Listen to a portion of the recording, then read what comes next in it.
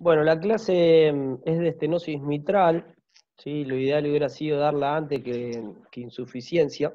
Es una clase más corta y no hay mucho, la verdad, y está muy relacionado con lo que es la insuficiencia mitral, por eso hubiera estado bueno darla antes. Pero bueno, básicamente está dado por el consenso de valvulopatías de la SAC del 2015 y la de la revista de la Sociedad Europea del 2017. Y bueno, definir la estenosis mitral como la obstrucción del tracto de entrada del ventrículo izquierdo por patologías a nivel de la válvula mitral. ¿Sí? La etiología no es muy variada, la gran mayoría, hasta el 90%, sigue siendo de causa posterior a la fiebre reumática, y otras causas mucho menos frecuentes son la calcificada, congénita, otras enfermedades reumatoides, como el lupus, enfermedades de depósito, como la amiloidosis y el Fabry, o granulomatosa, como la TBC. Se está viendo en los últimos años que por el mayor control y profilaxis de la fiebre reumática, está habiendo cada vez menos eventos, es cada vez menos frecuente como causa, y cada vez se encuentra más frecuente la causa calcificada por el tema de la vejez misma. ¿Se me escucha bien a mí? Sí. Bien. Sí. Bueno, es una patología que en 2/3 partes se encuentra más que nada en las mujeres y una presentación más común entre los 30 y 40 años. Es importante remarcar que si bien la fiebre reumática, la enfermedad reumática afecta casi siempre a la válvula mitral, la gran mayoría produce afecciones de múltiples válvulas, hasta el 40% está relacionada con afección de otra válvula, generalmente la aórtica. ¿Sí? Bueno, como decía recién, la fiebre reumática es la principal causa. Esto a modo mínimo de repaso es una enfermedad inflamatoria no supurativa y recurrente que está determinada, está producida por el streptopiógenes, que suele darse posterior a una infección del tracto respiratorio y que produce una fase aguda y una fase tardía que produce afección cardíaca. En la primera fase suele producir una pancarditis y a largo plazo el principal órgano afectado termina siendo el corazón. Espera que corro esto acá porque si no... Ahí está. Y puede dar cualquier tipo de afectación, pericarditis, miocarditis, endocarditis, y puede producir afección de otros órganos y sistemas como el neurológico, la piel, articulaciones, etc. Generalmente la fase aguda se presenta en edades tempranas, en la infancia, entre los 5 y 15 años, y tiene un periodo de latencia de 10 a 20 años hasta que empiezan a desarrollar la fase sintomática en forma más marcada. Tiene una fase aguda que está determinada por el daño del tejido conectivo de las valvas. Esto está dado todo por un mecanismo inmunológico, por una respuesta a una reacción inmunológica, y la gran mayoría se asocian a una estenosis combinada con distinto grado de insuficiencia mitral. Solamente un 40% más o menos hacen una estenosis aórtica, una estenosis mitral pura. La mayoría produce afección de otras valvas o asociación con insuficiencia. Y bueno, esto está determinado en gran parte por un proceso inflamatorio que termina produciendo engrosamiento fibroso de las comisuras en primera parte, y la enfermedad va avanzando más que nada en forma cíclica, a medida de que se van repitiendo los ataques de fiebre reumática, las reagudizaciones, van produciendo una afección no solamente de las valvas, sino también de toda la estructura subvalvular. Una vez que ya empieza el deterioro de las comisuras, que se empiezan a fusionar y a ponerse fibrosas, terminan produciendo como un compromiso hemodinámico, hacen que la sangre sea un poco más, un flujo más turbulento, y ese flujo turbulento de sangre produce afección directa de las valvas, contribuyendo también a la fibrosis y a la calcificación. Además de las valvas, bueno, hay acortamiento, fusión comisural, hay deformación, hay reducción del anillo que van a hacer que esta enfermedad progrese de forma progresiva justamente. Todos estos cambios, tanto de las valvas como de las comisuras valvares, como del aparato subvalvular, terminan produciendo una reducción del orificio de apertura con distintos grados de estenosis.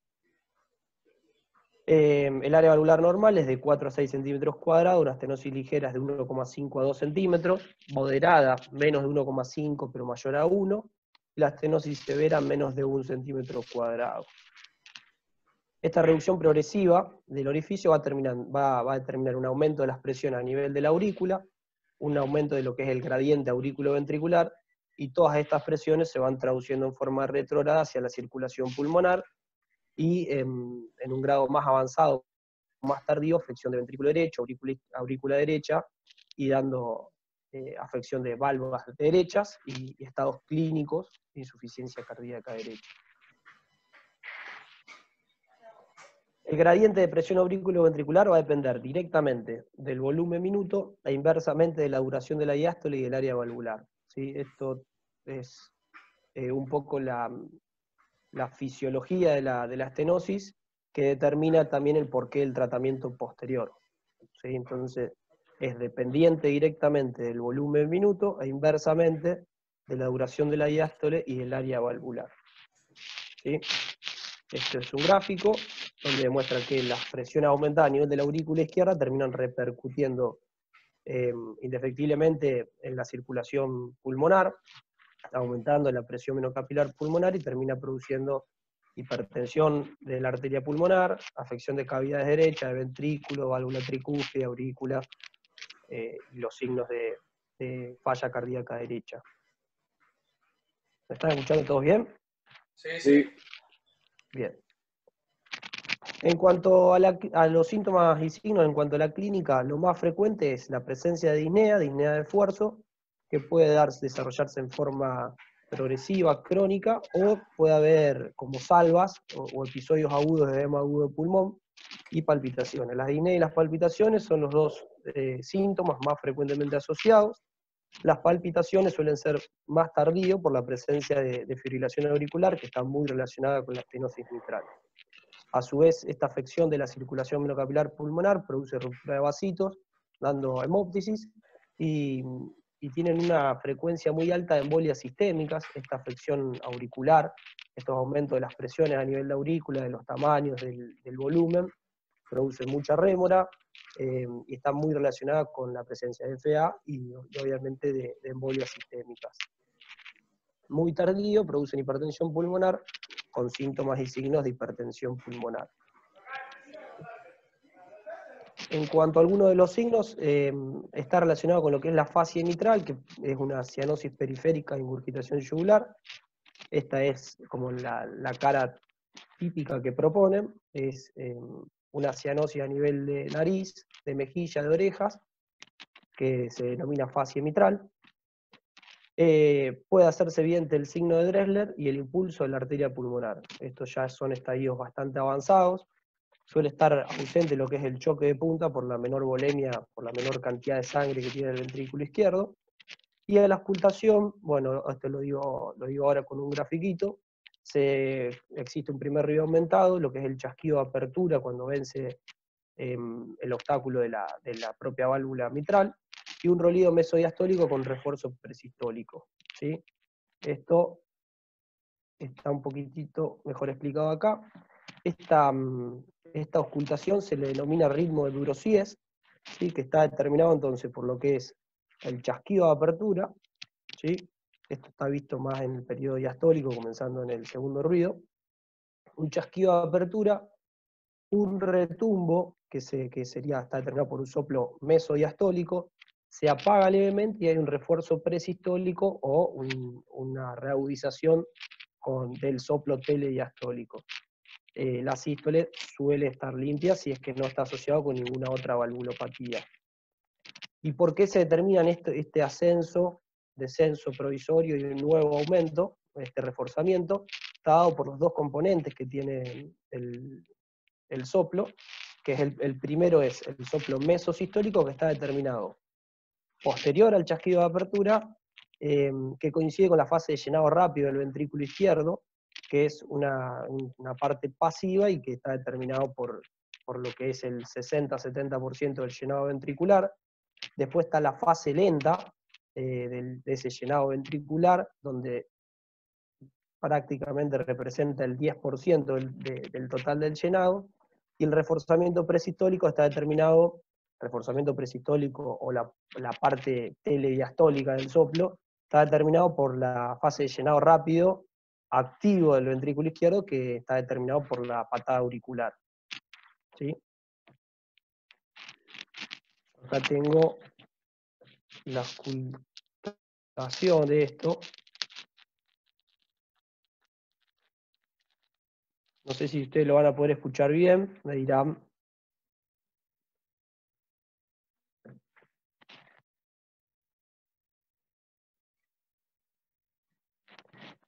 La verdad, ¿lo escucharon? No, Gaby, no.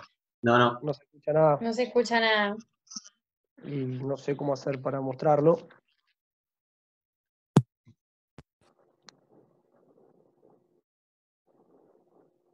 Ahora. Se escucha muy suavecito.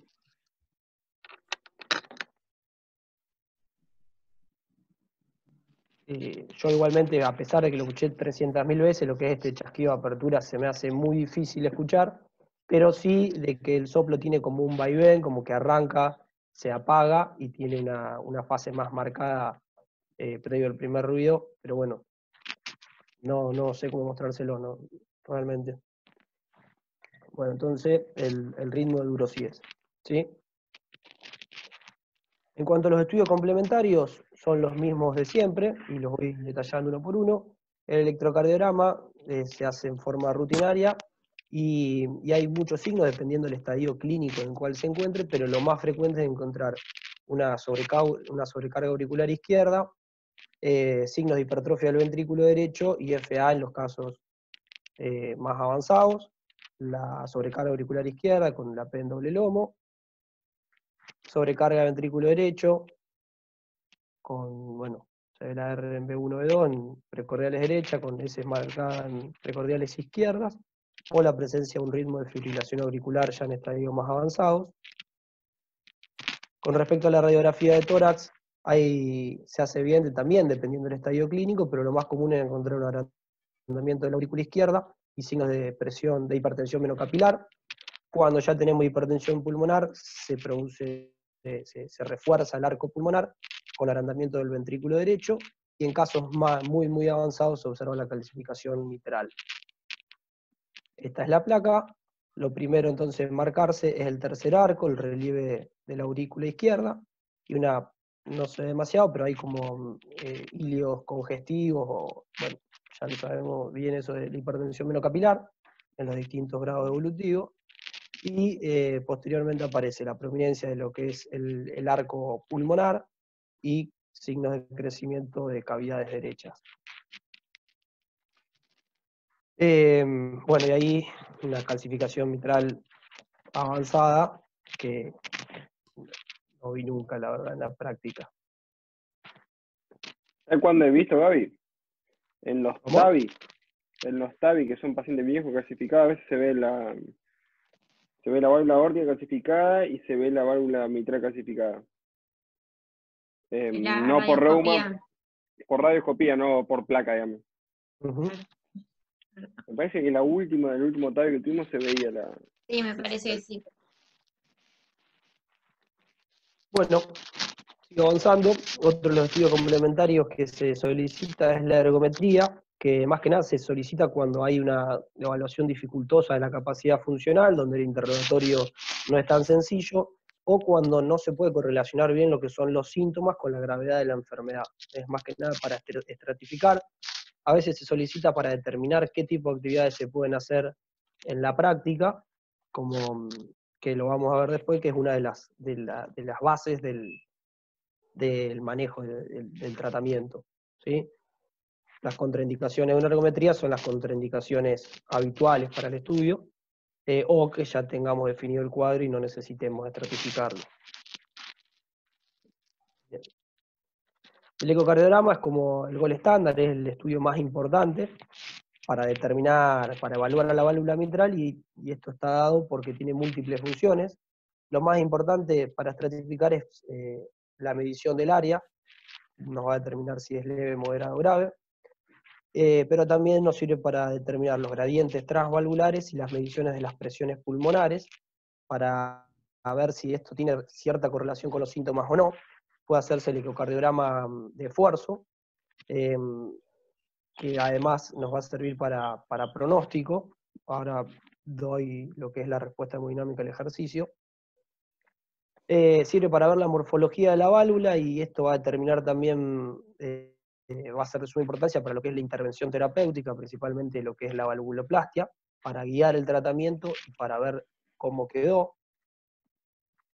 Y hay algunos scores, el más importante es el índice descrito por Wilkins, que sirve para que se basa en lo que es la movilidad, el grosor, el grado de calcificación y el del compromiso subvalvular, que son 4 ítems, le da un punto a cada uno, y sirve más que nada para determinar, es como un predictor a mediano y a largo plazo, que tiene en cuenta la movilidad, el grosor, la calcificación y el aparato subvalvular, y a partir de ahí se hace un score de 4 a 16, que sirve más que nada como valor predictor de resultados a mediano y a largo plazo. Mientras más alto sea el score, peor le va a los pacientes, y hay como un punto de corte en 12, que los que tienen 12 o más les suelen hacer mucho grado de restenosis.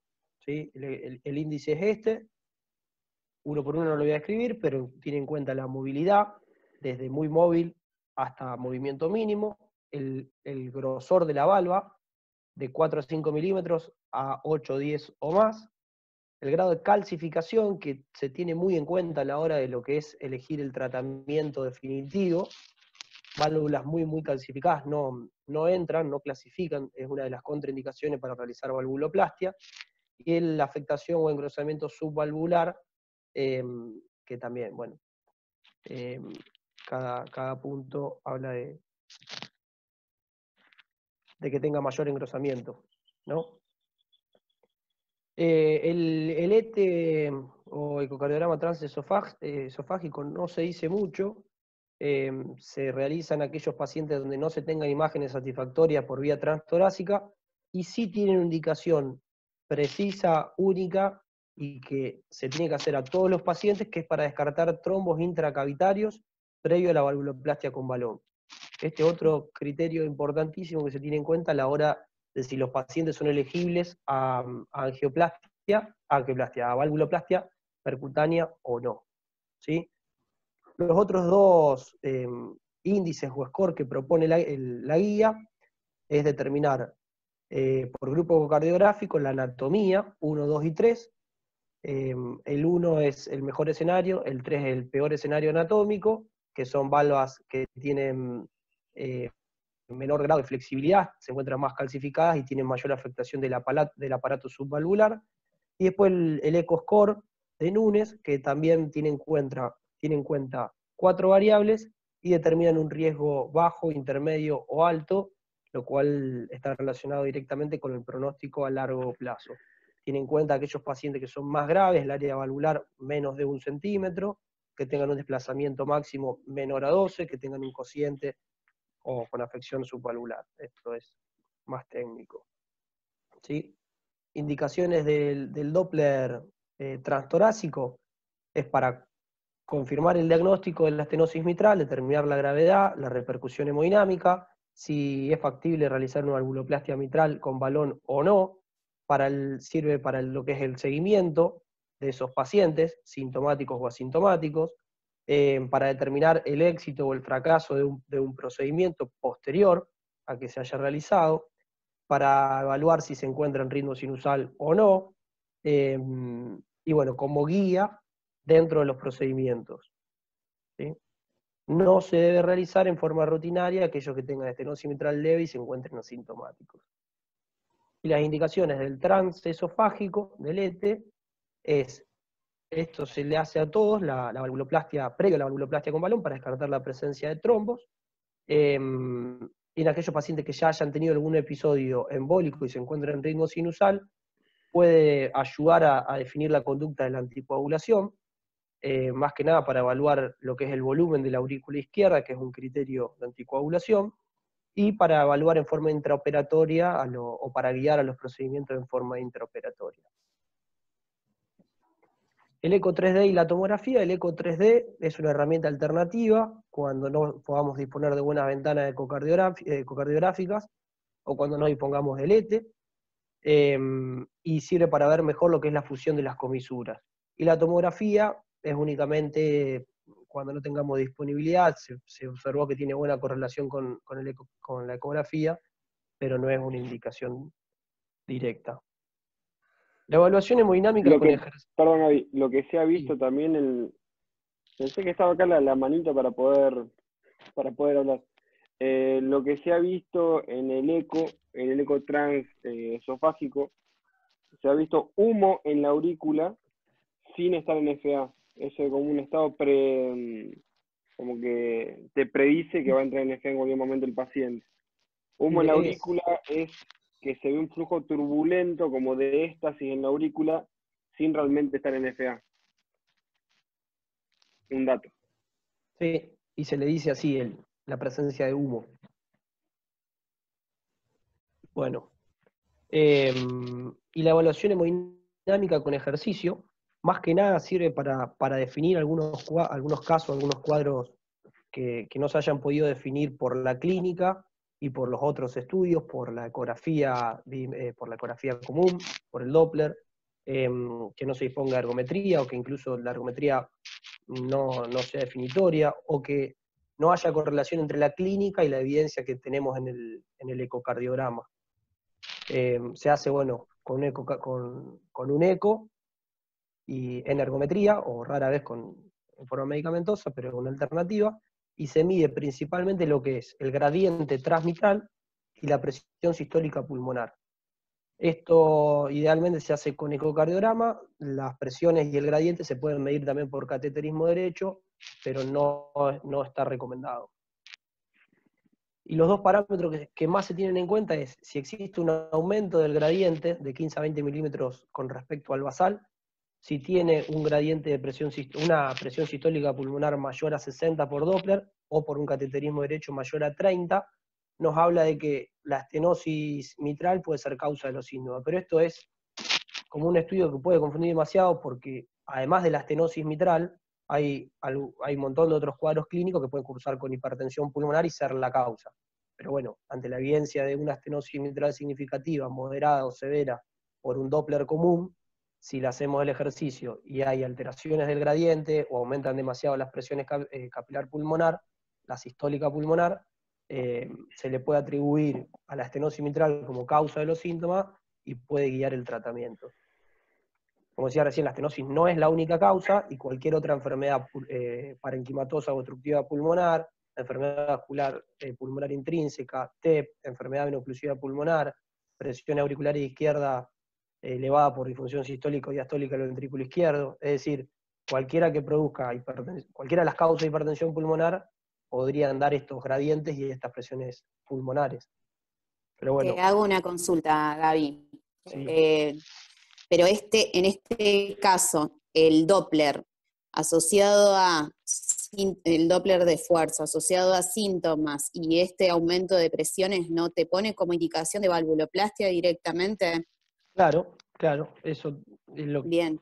capaz que no me expresé bien, pero en aquellos pacientes donde tengas cierta duda, le haces el estudio y ves que tiene una estenosis mitral por lo menos moderada y tiene estos cambios dinámicos, aumento de los gradientes, aumento de las presiones, pensás que es por la estenosis mitral y Bien, ya la vas a tratar. Es indicación, perfecto, quería que quede claro eso porque estos parámetros en el ecodoppler de esfuerzo son criterios para valvuloplastia, por eso... Totalmente. Bueno, ahí al final de todo, si los pacientes pueden estar asintomáticos, sintomáticos muy baja carga o sintomáticos, en aquellos pacientes que tengan disnea o tengan síntomas a muy baja carga asociados a estos cambios del gradiente o de la presión sistólica pulmonar, ya se los considera como sintomático y se debe plantear la intervención. Por eso es que guía un poco a la valvuloplastia mitral percutánea. Y acá, bueno, tengo como indicaciones. En aquellos pacientes donde haya discordancia clínica y mediciones hemodinámicas del Doppler de reposo, cuando tenga hipertensión grave es proporcional a lo que es el gradiente, y no se le hace a aquellos pacientes que se encuentran asintomáticos y no sean candidatos a la realización de la valvuloplastia.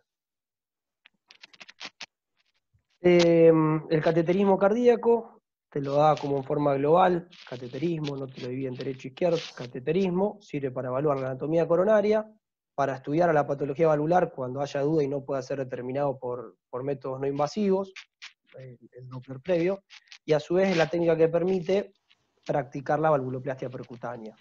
¿A quienes sí se les debe hacer el cateterismo derecho, el cateterismo cardíaco? Aquellos pacientes que tengan una estenosis mitral y más de 40 años, por probabilidad de enfermedad coronaria para hacer un tratamiento combinado, o cuando haya dudas o discordancia y los métodos invasivos no resulten.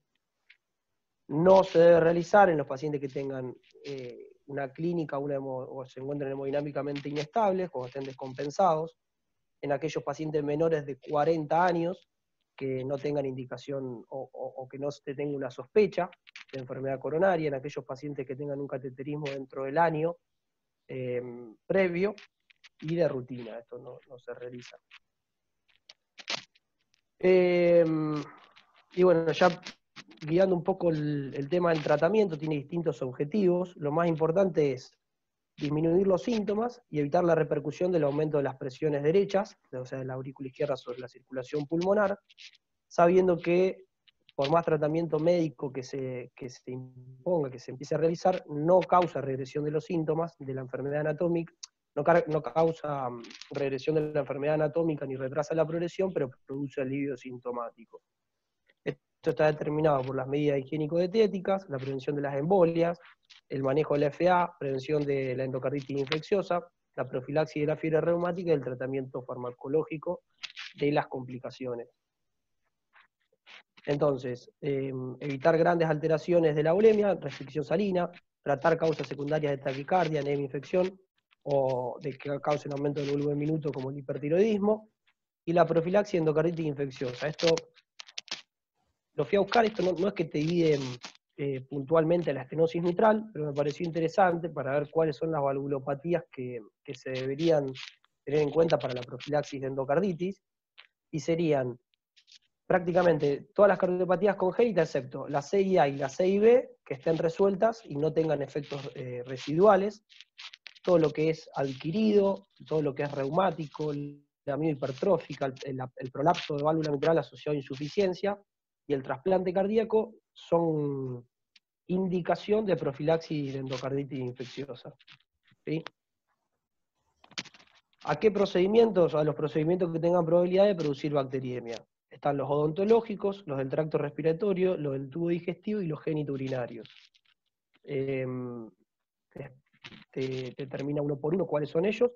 Los más frecuentes serían los odontológicos, pero bueno, por orden de frecuencia. ¿Y cómo se realiza la profilaxis? Dependiendo del tipo de procedimiento que se va a realizar el paciente. En aquellos pacientes que tengan procedimientos odontológicos del tracto respiratorio o de vía digestiva superior, a todos una dosis de amoxicilina de 2 gramos 1 hora antes del procedimiento. Todos aquellos pacientes que tengan alteración de la mucosa o que se vaya a trabajar con alteración de mucosa que pueda producir sangrado, 2 miligramos única dosis 1 hora antes. En aquellos alérgicos a la penicilina, normalmente se usaba la eritro y la cefalexina. A día de hoy se recomienda una dosis de claritromicina 1 hora antes del procedimiento. ¿Sí? Y en aquellos pacientes para procedimiento de la vía digestiva inferior y los genitourinarios se usa MS, o en aquellos alérgicos a la penicilina, vancomicina, magentamicina. ¿Sí? En los que no sean alérgicos se utiliza la ampigenta, 30 minutos antes y 6 horas después, y en aquello alérgico a la penicilina, una sola dosis de vancomicina genta 1 hora antes del procedimiento. ¿Sí?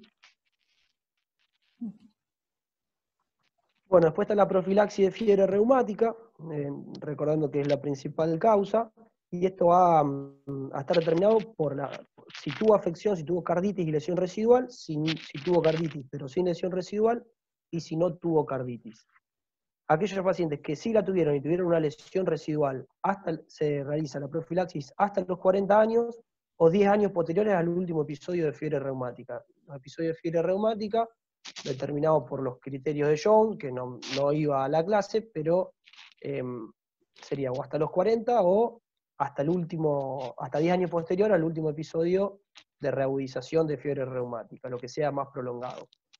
Si tuvo carditis y no tuvo lesiones residuales, hasta los 21 años o 10 años posteriores al último episodio de fiebre reumática. Si no tuvo carditis, hasta los 21 años o 5 años posteriores al último episodio de fiebre reumática, lo que se llama prolongado. Y en aquellos pacientes que se consideren de alto riesgo como docentes o trabajadores de salud, se realiza el tratamiento en forma indefinida. ¿Cuál es el tratamiento profiláctico? La penicilina benzatínica, 1.200.000 unidades intramuscular cada 4 semanas, con la fenoxi, la penicilina oral, 250 cada 12, por vía oral. Y para los alérgicos, la eritromicina. Bien. El otro punto dentro de las medidas generales es la limitación de la actividad física. Los pacientes pueden estar sintomáticos, asintomáticos, y bueno, los que están ahí en el límite. Para los sintomáticos, tienen totalmente contraindicado cualquier tipo de esfuerzo deportivo o recreativo. Para los pacientes que se encuentren con una estenosis mitral diagnosticada y verdaderamente asintomático, o sea, a estos pacientes que se le hizo ergometría, a estos pacientes que se le hizo el dinámico y permanecieron sin síntomas, lo que tienen contraindicado son aquellos deportes de predominio de ejercicio dinámico, que tengan arranque, freno, porque pueden determinar un aumento súbito de las presiones venocapilares y pueden terminar haciendo un edema agudo de pulmón. Y en aquellos pacientes que ya se encuentren anticoagulados, están contraindicados todos los tipos de deportes que tengan riesgo de choque. Esto lo puse ahora porque no sé qué deporte está fuera de todo esto. Los pacientes con estenosis mitral no deberían practicar los siguientes deportes: fútbol, tenis, vóley, rugby, carrera, atletismo, peso, alpinismo, pato, polo, el atletismo, que hasta me puse a buscar qué mierda era porque no sabía, la vela, patín, básquet, remo, canotaje. No pueden hacer ningún deporte, básicamente. Nada.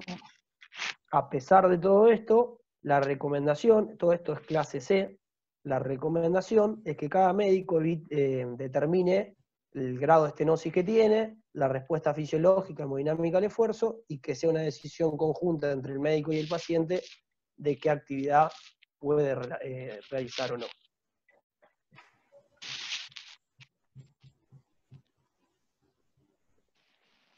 En cuanto al tratamiento farmacológico, está determinado más que nada para tratar la insuficiencia cardíaca o los episodios de arritmia que puedan llegar a tener, ¿sí? Son más que nada para tratamiento sintomático, recordando que no frenan ni retrotraen una alteración anatómica ya confirmada. Che, Los a Fer betabloqueantes, se le desconectó. Dice que lo llamen de vuelta. ¿Listo? bien. Los betabloqueantes, para aquellos pacientes que tengan disnea de esfuerzo asociada a taquicardia, más que nada para disminuir la frecuencia cardíaca y determinar cambios en diástole, recordando que son inversamente proporcionales al grado de estenosis. Bueno, aquellos pacientes que ya tengan una FA para control de frecuencia. Los digitálicos únicamente cuando tengan una fibrilación auricular para control de frecuencia. Betabloqueantes cuando no se puedan administrar ni digitálicos ni betabloqueantes. La amiodarona, en primer lugar, si se puede, para reversión farmacológica de una FA de inicio agudo, o para control de frecuencia cuando no se haya podido controlar con las otras medicaciones, y diuréticos cuando ya tengamos signos de insuficiencia cardíaca para disnea de esfuerzo. ¿Sí? Como decía recién, más que nada está determinado a control de los signos de disnea, de insuficiencia cardíaca, y los pacientes que ya tuvieron algún episodio de arritmia. ¿Cuáles son los medicamentos? Las combinaciones de los que nombramos recién. Los betabloqueantes, digitálicos con o sin betabloqueantes, diuréticos cuando tengan síntomas congestivos, y bueno, la amiodarona, dependiendo si es agudo o crónico. Y aquellos pacientes con arritmia, también tratar de siempre mantenerlos en ritmo sinusal, beta bloqueantes, calcio antagonistas, amiodarona, lo mismo, ¿sí? Más que nada, los medicamentos no se usan de forma para prevenirlo, sino para tratar cuando ya se encuentra el cuadro instaurado. Algo muy importante de la estenosis mitral, es el riesgo tromboembólico y el tema de la anticoagulación.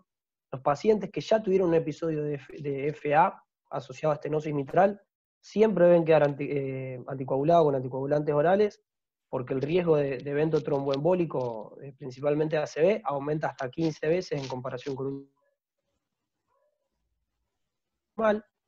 En aquellos que ya se hayan detectado trombos en la aurícula izquierda, independientemente de que estén en FA o en ritmo sinusal, y en aquellos pacientes que ya tuvieron un episodio embólico, como tiene una tasa de recidiva o de recurrencia dentro del año muy alta, de aproximadamente el 30%, también estos pacientes ya quedan anticoagulados.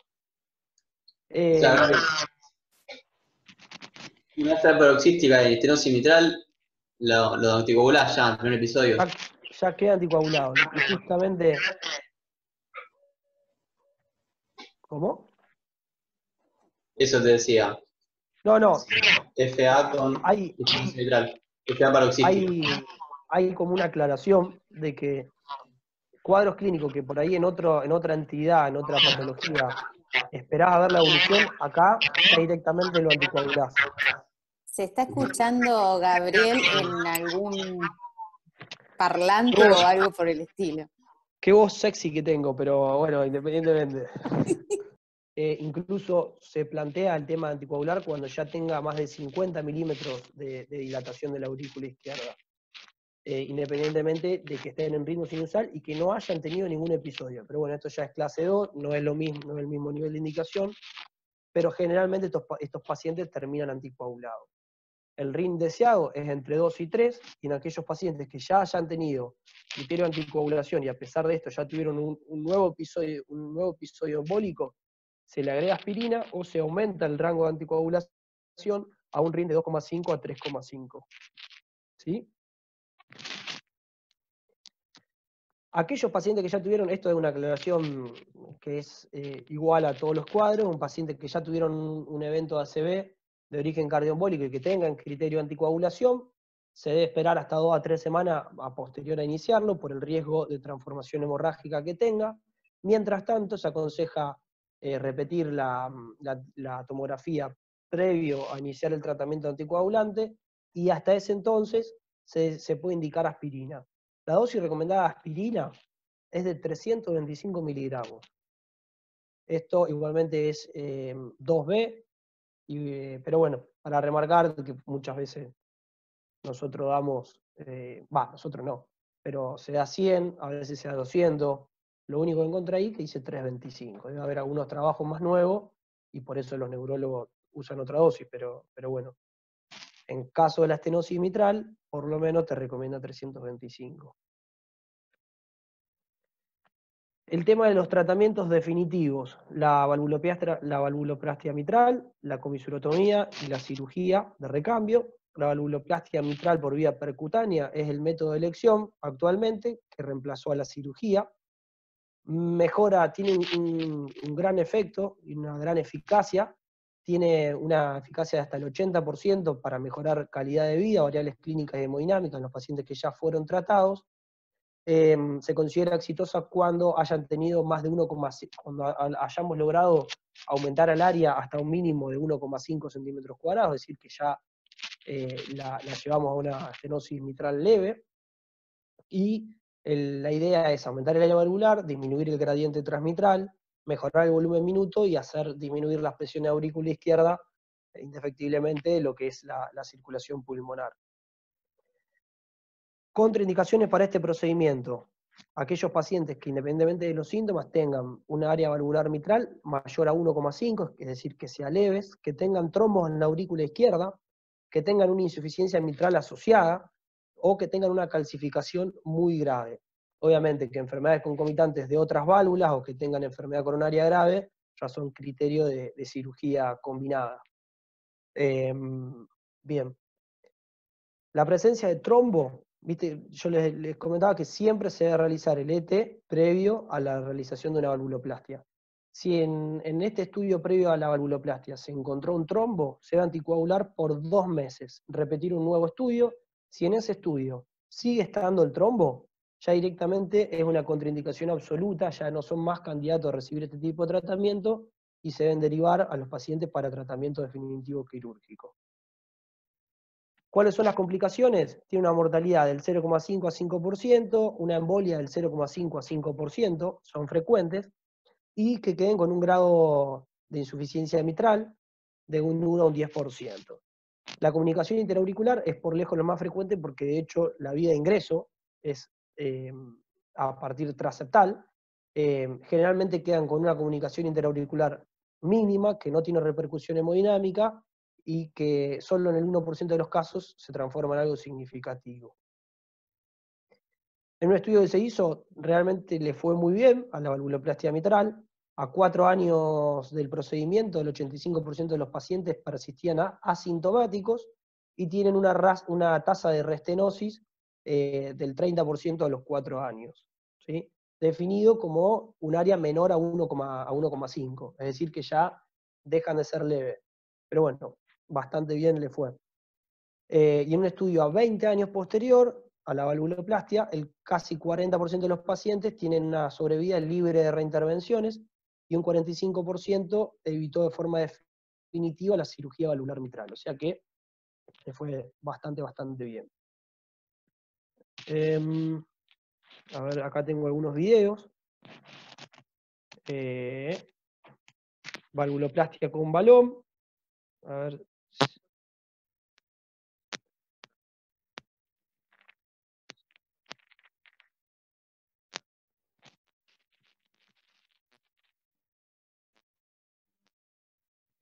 ¿Ustedes están viendo lo que veo yo? No, quedó el... Estamos en espera la presentación. Espera entonces que ahí veo si lo puedo... Si lo puedo compartir, así lo ven todos ustedes.